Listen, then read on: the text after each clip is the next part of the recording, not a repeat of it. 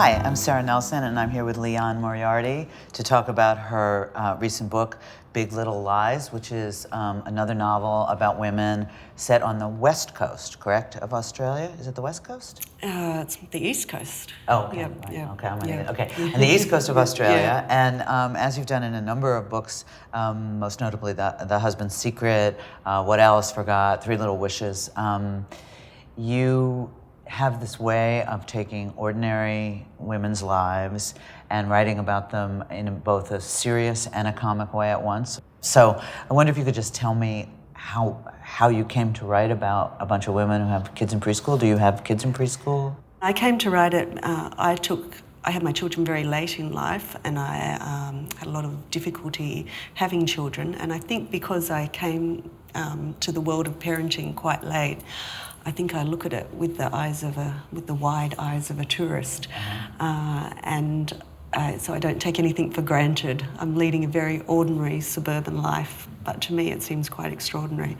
And I became a school mum for the first time a year ago when my little boy started school, and it was sort of like becoming part of a village. And so it was just, normally when I'm writing, parts of my own life seep into what I'm writing, and so that was the case with Big Little Lies. That's what I wanted to write about. Mm-hmm. So often your life seeps into your writing. So definitely, did your husband have a big secret in the last book? No, he did.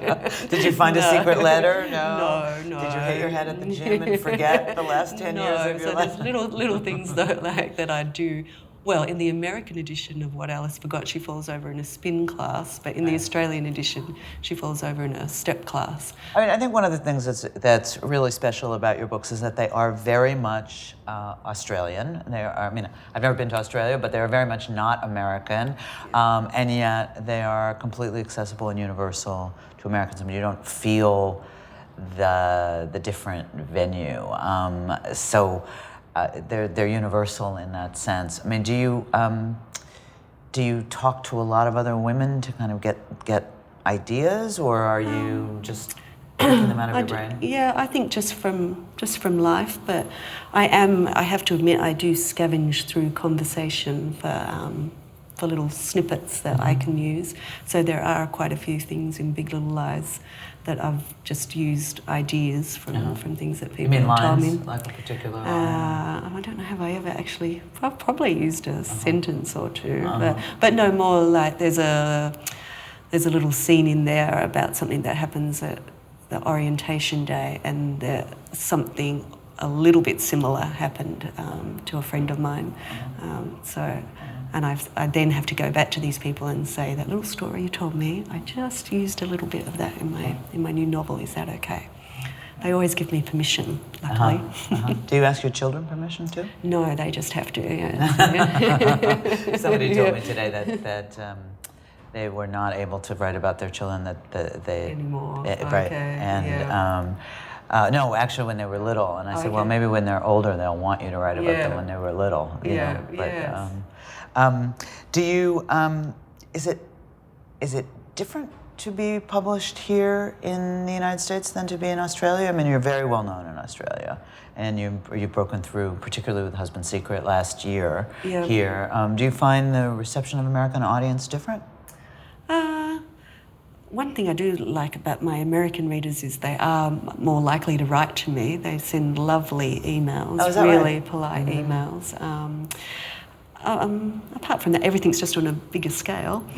How would you characterize your books? I mean, are they comedies, or are they women's literature, whatever that means, or are they?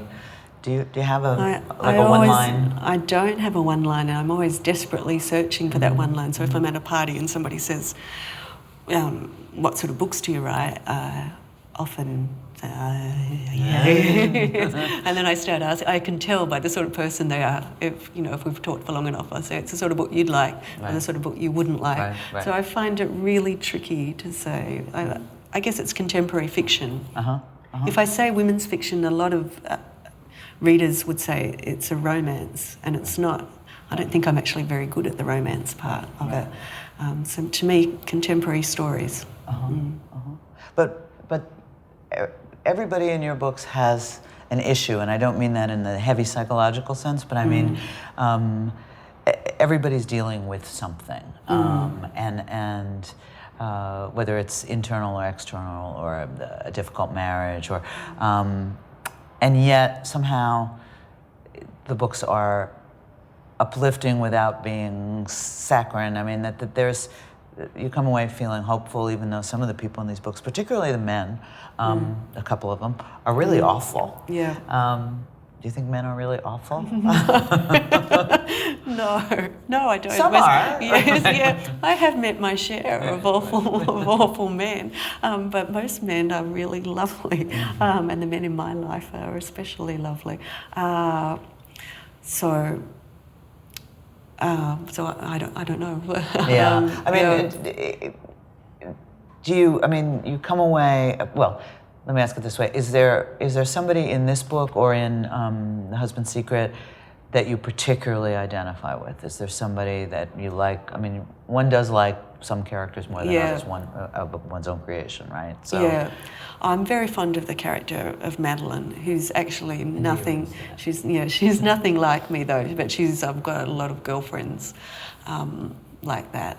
So women who are really into their clothes and their jewelry and their shoes, and I love that. It's interesting that's how you would describe Madeline, because to me she seems like, what we call a can-do person. I mean, she gets it, she comes over with the cardboard when the other woman didn't get the thing for the school project. I mean, she's the kind of like a mom figure to some of the other women, right? Or especially to the youngest one. Yeah. But she's also vain and all this other stuff. So that's right. Yeah. So that's just one element of her, and I just enjoyed writing about the one element of her. But yet there's all other sides to her as well.